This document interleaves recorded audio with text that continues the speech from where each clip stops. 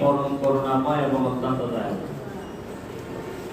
আজকে আমাদের এখানে আমাদের এসিডেন্ট মহোদয়, আমাদের পিআইও সাহেব, আমাদের ভাইস চেয়ারম্যান সাহেব, আমার মুরব্বী চেয়ারম্যান সাহেব, বাবু চেয়ারম্যান সাহেব, এখানে ছাত্রলীগের নেতৃবৃন্দ, বাবু, আমাদের ইরফান, এরা যারা আছে এখানে, আমাদের আদালতের টুটুল ভাই, আমাদের ধর্মপুরের এখানে যারাই আছে সবাই আমাদের এই লোক, সবাইকে আমার ব্যক্তিগত পক্ষ থেকে শুভেচ্ছা অভিনন্দন জানাচ্ছি।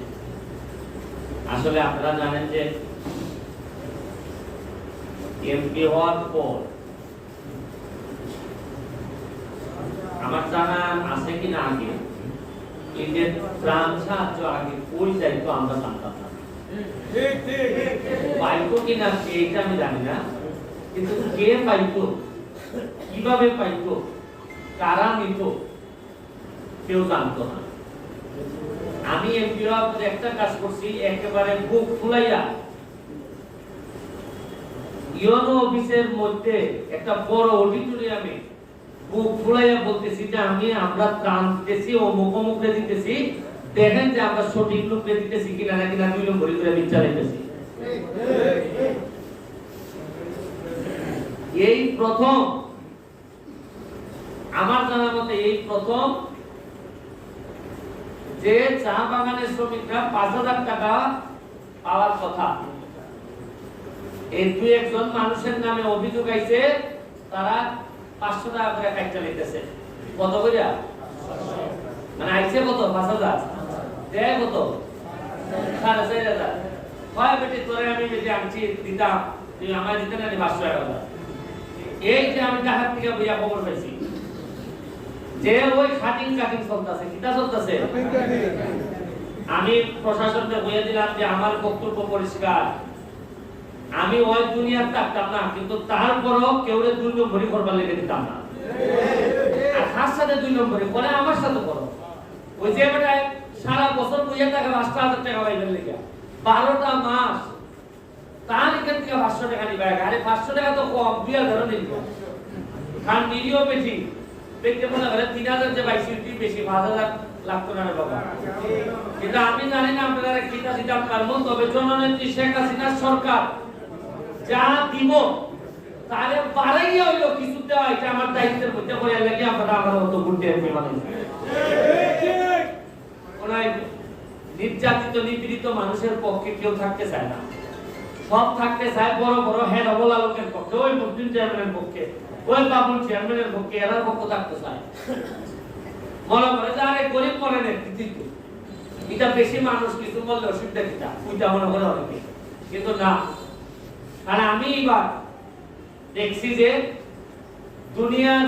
দুনিয়ার চেয়ারম্যান, দুনিয়ার মেম্বার আর দুনিয়ার এমপি হইয়া আখেরাত আমি আড়াই করতে, কারণ আখেরাতটা যদি আমার থাকতে হয় যে দুনিয়ার চেয়ারম্যান, মেম্বার এবং এমপি অবস্থায় আমি এমন কাজ করে নিতে পারতাম না যাতে আমি আখেরাত থেকে মুখ দেখাইতাম না।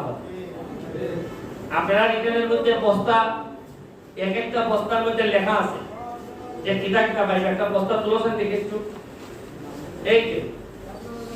এই বস্তাটার মধ্যে লেখা আছে এটার মধ্যে কিটা কিটা আছে। বাইক নিয়ে যদি এখন কিছু কম লাগে না তা তো আমার যোগাযোগ করবা। যদি গিয়া দেখুন যে এখানে কুস্তা ভাতলা বানাই দিচ্ছে না তা, তাই না আমার সাংবাদিক কেন পড়া আছে। মাধবপুর মাশাআল্লাহ এটার অভাব নাই। আপনারা একটা বলবা যে ভাই স্যার কেন কম পাইছি, এরা আমার জানাই দিব, যেভাবে তারাই জানাই দিব। আপনারা এটা হিসাব করে নিবা। আমি অত্যন্ত কৃতজ্ঞ মাধবপুরের প্রশাসনের প্রতি, বিশেষ করে আমাদের ইউনো সাহেব, ফয়সাল সাহেব। আপনারা তার মা খুবই অসুস্থ, তার মায়ের জন্য দোয়া করবেন। উনি অসুস্থতা, তার মায়ের অসুস্থতার কারণে আজকে আমাদের সাথে থাকতে পারেন নাই। আমরা সবাই তার এই রোগ মুক্তির জন্য দোয়া করি। এখানে এসিলেন সাহেব, পিআইও সাহেব, মানে আমি কি বলবো যে ওনাদের কাছে আমি ব্যক্তিগতভাবে কৃতজ্ঞ। যেভাবে আমি চাইছিলাম ওনারা যে আমাদের সহযোগিতা করতেছেন, ওনারা আমাদের সহযোগিতা না করলে কিন্তু আমি কষ্টই দিত আমার এইভাবে করা। আপনারা আমার জন্য দোয়া করবেন যাতে যতদিনই বাসি অথবা যতদিনই এমপি থাকি অন্তত আপনাদের চোখের দিকে তাকাইয়া যেন আমি বলতে পারি যে গো ভাই যা পাইছিলাম তা দিয়া চেষ্টা করছি গো ভাই, আমার সম্পদ পাচ্ছে না, ওই তোমরা চেষ্টা করছি কোনো না কোনো ভাবে কিছু না কিছু দিবা। আপনারা জানেন এই যে আমি দুইবার ফরই, একটা বন্যায় পাইলো, ঠান্ডায় পাইলো, খরায় পাইলো। আপনারা জানেন যে একেবারে নিজের টাকা খরচ করিয়া এই পর্যন্ত প্রায় 1 লাখের কাছাকাছি আমি আমের চারা কাটাচ্ছি। আমি আপনারা গ্রামে গ্রামে বিভিন্ন জায়গায় স্কুলের মাধ্যমে আমের চারা পাঠাইছি। আপনারা জানেন আমি দুইবার পরে নিজের পয়সা খরচ করিয়া কম্বল আনছি। আপনারা জানবা কি তার যে নিজের পয়সা খরচ করিয়া বড় বড় স্থাপনা বানাইতেছি, যে তাহলে কি আমাদের পর্যটকরা যাতে বাইরের মানুষ যেন আমরা এলাকার বেড়াইতে হয়, ইটার লেগে যা যা করা লাগে আমি তা করতেছি। এটা আপনারা বুঝতে না, এমপি হিসাবে আমার আপার লেভেলের যে কাজ আমি তা করতেছি। একই সাথে আপনারা যে বরাদ্দ হয়, এই বরাদ্দর জন্য হাত দিতে না পারো। যেমন আমি টাকা বইয়া যদি খালি বই না না, আমি তো কোনো পয়সা খাই না পয়সা। আর আমার বিশেষ জেলায় ইলাইন তো দেখা যায় এখানে আইতে পারে মাইয়া ধরব, আমার বিশেষ জেলায় এরা তো আমার সাথে না। আমি টাকা এরা বইয়া দিলাম, দেখতো কোনো লোকে যেন কম পায় না। আর কেন এরা মাধবপুর আইও খাইছা বিয়ে করতে করা বলবো। আমি আপনারা এইটাও বলতাম পারি, খালি টাকা বইয়া সততার পুলিশ লোক আমি না। আমার এলাকা খেলায় কিন্তু আমার লোক দাবি বলে যদি কোনো খাটা খাটিতা হয়, তাই তো খাটার দায়িত্ব আমার মধ্যে পড়ে পড়ে না লিখতে হবে। আমি বইলা স্যার আপনারা দেখবেন যে আমার লোক সৎ লোক সারা ঠিকঠাক আমার বিষয় আমার মানুষে কয় আপনার সিকিউরিটির অভাব, আপনার বিশেষ লোকগুলা খেয়াল করুন। আমি কই আমার বাসায় যে বিশেষ লোক বাসায় তো, কারণ 2 নম্বর লোক আমি বিশিটা রাখি না। আপনারা আমার লেগে দোয়া করবা, জননেত্রী শেখ হাসিনার লেগে দোয়া করবা। জয় বাংলা, জয় বঙ্গবন্ধু।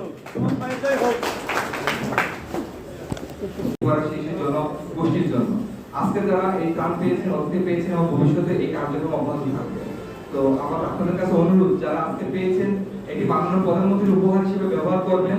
এটি কোনোভাবে হস্তান্তরযোগ্য নয়, এই উপহারটি কখনো হস্তান্তরযোগ্য নয়। অথবা দুটি বিষয় দেখা যায় যে কোনো কারণে হোক আমরা এইসব হস্তান্তর করি তৃতীয় পক্ষের কাছে। তো এটা কিন্তু আইনগতভাবে এটা দণ্ডনীয় অপরাধ।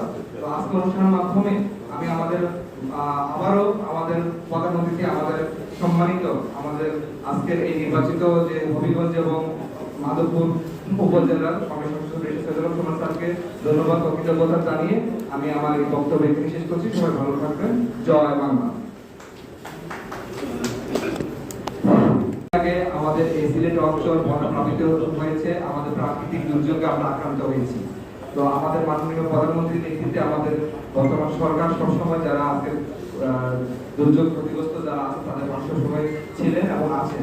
তার এই ধারাবাহিকতায় আমাদের মাধবপুর উপজেলা আজকে আমাদের মাধবপুর উপজেলার 11টি ইউনিয়ন এবং একটি পৌরসভায় 150টি পরিবারের মধ্যে আমাদের মাননীয় প্রধান অতিথি, আমাদের মাননীয় সংসদ সদস্য উপস্থিত হয়ে আজকে আমাদের মধ্যে এই ত্রাণ বিতরণ কর্মসূচি গ্রহণ করা হয়েছে।